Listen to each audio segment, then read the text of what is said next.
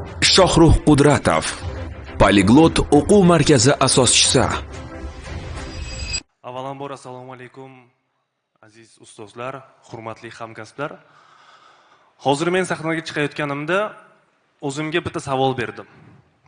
Mana biz nima uchun xususiy ta'lim sohasida ishlayapmiz? Bu shunchaki biznesmi yoki undan kattaroq ma'noga egami? Va mana shu savolga javob qidirish uchun men 6 yil oldin bo'lgan tarixni esladim. Bakalavr bosqichini Germaniyada, magistr bosqichini Britaniyadagi top universitetlarda o'qiganman. Albatta, u yerdagi ta'limda yaratilayotgan sharoitlar, umumoganda yoshlarni ilmga bo'lgan qiziqishi men katta ta'sirot qoldirgandi.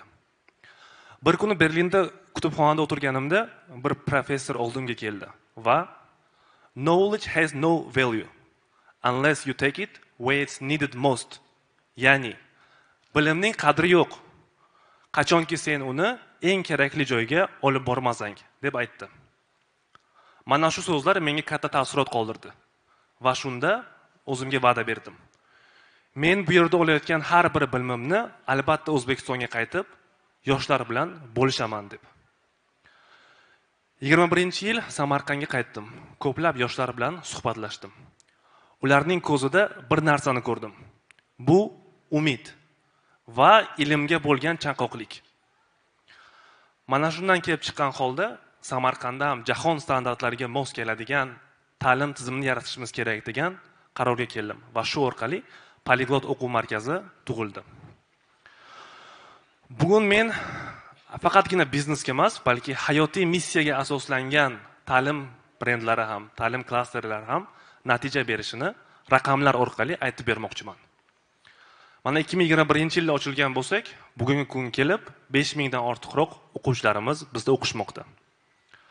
Shuningdek, 7 ta filialimiz bor, 10,000 dan ortiq bitiruvchilarimiz yuqori natijalarni olishdi va shuningdek bizda albatta chet eldan kelgan, ya'ni Britaniya, Avstraliya, AQShdan kelgan yuqori malakali o'qituvchilar dars berishmoqda. Va bugun men shu sahnada ishonch bilan aytishim mumkin, Poliglot bugunga kelib Samarqanddagi eng katta va kuchli ta'lim brendiga aylandi. Bizni albatta oldinda juda katta rejalarimiz bor. Mana Poliglot Consulting, ya'ni bolalarni chet elga ta'lim olish uchun konsalting firma ochdik. Yaqinda katta maktab ochyapmiz. Bundan tashqari Gutenberg nashriyotiga asos soldik. Va shuningdek biz yana bir narsani tahlil qilib ko'rdik va aniqladikki, yoshlarga yangi imkoniyatlarni ochish uchun ularga faqat ingliz tilini emas, balki boshqa tillarni ham o'rgatishimiz kerak. Mana shu maqsadda biz Samarqandda Xitoy tili markazini ochdik. Bu markazni Xitoydagi nufuzli Xi'an universiteti bilan hamkorlikda ochdik va hozirda aynan Xi'an universiteti professorlari kelib bizda yoshlarga Xitoy tilidan dars berishmoqda. Men bugun bir mesajni aytmoqchiman.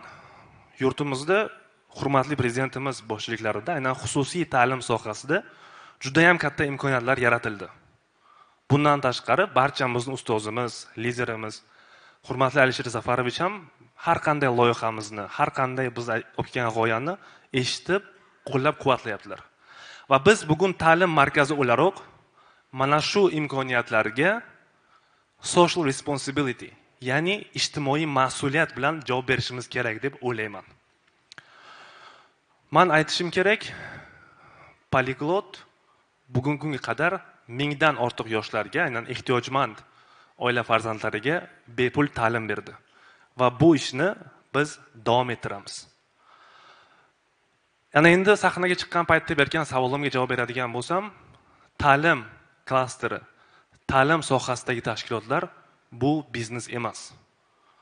Bu yoshlarga imkoniyat eshigini ochadigan ijtimoiy lift bo'lishi kerak. Aynan shuning uchun ham bizning missiyamiz shunchaki marketing emas. Biz yoshlarga nafaqat ta'lim beramiz, balki ularning kelajagini ham o'zgartiramiz. Rahmat.